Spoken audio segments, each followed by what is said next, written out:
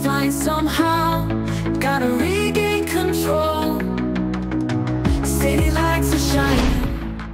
Gelaran AFF terbukti masih keras di setiap pertandingannya. Di laga putaran pertama, kita sudah lihat bagaimana kerasnya permainan di turnamen ini. Laga perdana Indonesia melawan Myanmar menjadi salah satu bukti nyata. Pemain Myanmar tampak bermain agresif, bahkan terang-terangan menghajar para pemain timnas Indonesia. Hal ini tentu sangat berisiko, terutama bagi pemain-pemain kunci seperti Marcelino Ferdinand dan Rafael Struyck yang jelas menjadi incaran lawan di lapangan. Kejadian ini mengingatkan kita pada masa lalu, di mana beberapa pemain muda potensial harus meredup karirnya akibat cedera yang disebabkan oleh permainan kasar lawan. Oleh karena itu, kini menjadi dilema untuk memainkan Marcelino dan Rafael Struyck di ajang AFF ini. Apakah memainkan Marcelino dan Rafael di ajang AFF ini adalah keputusan yang tepat? Simak pembahasan selengkapnya hanya di video ini.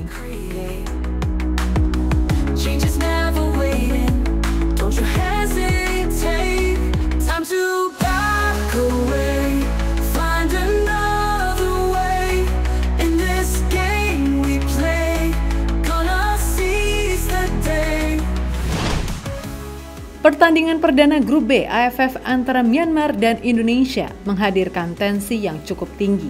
Pemain Myanmar kerap kali menunjukkan permainan kasar dan sikap tak sportif sepanjang laga. Hal ini memicu protes keras dari Shin Tae-yong hingga membuatnya diganjar kartu kuning oleh wasit. Hal ini tidak terlepas dari keputusan wasit yang cukup kontroversial dan banyak terjadinya pelanggaran-pelanggaran dan permainan kasar yang ditunjukkan oleh pemain Myanmar kepada para pemain timnas Indonesia. Salah satu momen mengejutkan terjadi saat perebutan bola, di mana seorang pemain Myanmar mengangkat kaki terlalu tinggi hingga mengenai kepala Arkan Fikri. Sebelum itu, pemain Myanmar bernomor punggung 2 juga dengan jelas melakukan tindakan tidak sportif lainnya. Hein Pyo-win sengaja menembakkan bola ke arah Marcelino yang sedang terbaring di lapangan. Entah apa maksud dan tujuan pemain Myanmar ini? Frustrasikah atau emang ada tujuan lain? Yang pasti hal ini tentu menjadi sangat beresiko bagi para pemain timnas Indonesia, terutama bagi pemain yang masih diandalkan di kualifikasi Piala Dunia. Gagal kita lihat Kakak. Karena memang dia tentunya memiliki fisik yang sangat, walaupun ada eksekusi yang salah, tapi dia berani. Sangat keras tadi. Iya. Wailin Oh, memang lapangannya tidak terlalu baik Bung Doni ya. Seperti yang dikatakan. Langsung arahkan di kotak penalti, berbahaya. Menanggapi hal tersebut, PSSI melalui Pak Sumarji langsung mengirimkan surat protes ke AFF. PSSI akan buat laporan ke AFF terkait permainannya yang kasar. Kata Sumarji dikutip dari Bola Sport. Dalam surat itu Sumarji akan melaporkan permainan kasar Myanmar ke AFF. Surat itu setidaknya bisa menjadi pelajaran bagi Myanmar agar tidak bermain kasar. Kita tentu masih ingat tragedi yang menimpa Evan Dimas pada final SEA Games 2019. Saat itu ia menjadi sasaran tackle horor dari pemain Vietnam, Doan Van Hau. Akibat insiden itu, Evan Dimas mengalami cedera parah yang membuatnya tidak bisa berjalan seusai laga. Bahkan ia harus menggunakan kursi roda saat menerima medali.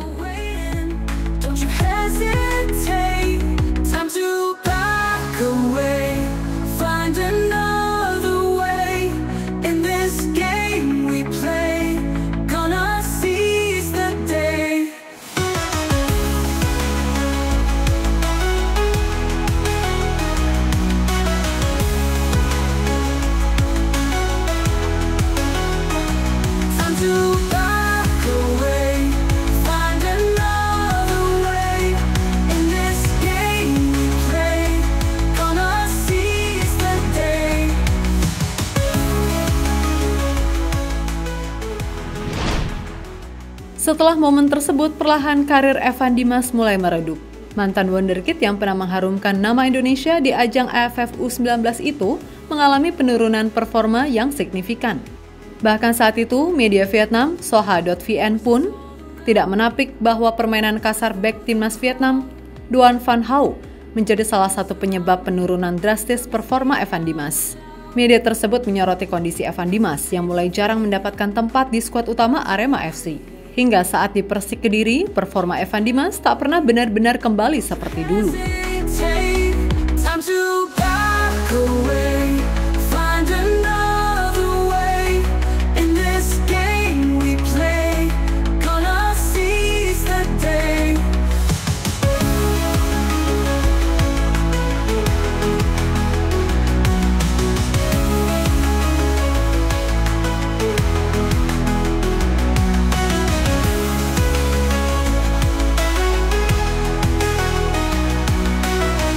Tindakan kasar terhadap pemain timnas Indonesia bukanlah hal yang baru. Dalam semifinal AFF 2022, Marcelino Ferdinand juga menjadi target pemain Vietnam. Bisa kita lihat bagaimana Marcelino sering diincar dengan emosi yang meluap-luap oleh pemain Vietnam.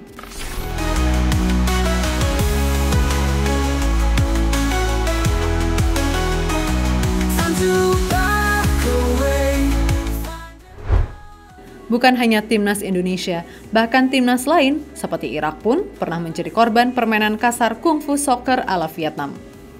Pada AFF Cup 2023, pemain Vietnam kembali menunjukkan permainan kasarnya, hingga salah satu dari mereka diganjar kartu merah. Namun meskipun sudah mendapatkan kartu merah, mereka tetap bermain kasar, seolah tak puas jika belum melihat lawan cedera.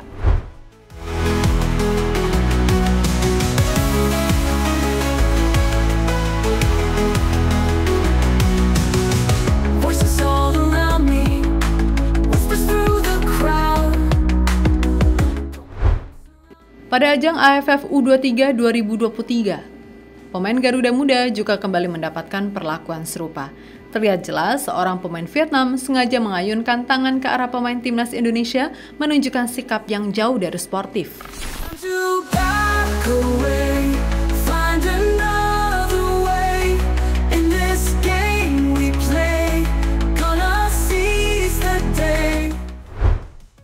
Melihat semua itu, jelas bahwa sikap tidak sportif seperti ini harus menjadi perhatian serius bagi timnas Indonesia, khususnya saat melawan Vietnam yang sudah terkenal dengan permainan kasarnya. Mengingat resiko besar yang ada, wajar jika muncul pendapat bahwa tidak perlu bermain terlalu ngotot di ajang AFF ini. Tidak juara pun tak masalah, selama Marcelino dan pemain potensial lainnya tetap aman dari cedera. Karena pada akhirnya keselamatan adalah yang utama. Melihat permainan kasar yang sering terjadi di ajang AFF, jelas ini jadi perhatian besar, terutama untuk pemain muda berbakat yang jadi andalan timnas Indonesia. Turnamen ini memang penting, tapi kalau sampai harus mengorbankan karir jangka panjang pemain seperti Marcelino dan Rafael Struyck, tentu kita harus lebih bijak. Coach Shin Tae-yong perlu pintar-pintar mengatur strategi, kapan mereka harus dimainkan dan kapan lebih baik diistirahatkan. Yang utama, jangan sampai pemain-pemain penting ini malah cedera parah gara-gara permainan keras lawan. Di sisi lain, Federasi Sepak Bola ASEAN perlu segera melakukan evaluasi terkait regulasi dan kualitas wasit yang memimpin pertandingan. Jika pelanggaran kasar terus dibiarkan tanpa tindakan tegas, ini bukan hanya merusak semangat sportivitas, tetapi juga mencederai reputasi AFF itu sendiri. Ketegasan dalam menjatuhkan sanksi dan menghadirkan wasit yang lebih berkualitas sangat penting untuk melindungi para pemain dari tindakan-tindakan yang berbahaya di lapangan. Jika ini tidak diperbaiki, maka banyak pihak termaksud timnas Indonesia bisa mempertimbangkan untuk menurunkan prioritas di turnamen ini demi menjaga keselamatan pemain kita. Jangan harap kualitas AFF bisa tinggi jika tidak diubah regulasi dan kualitasnya masih seperti ini. Sekali lagi ingat, keselamatan adalah yang utama. Jadi gimana menurut kalian, Sob?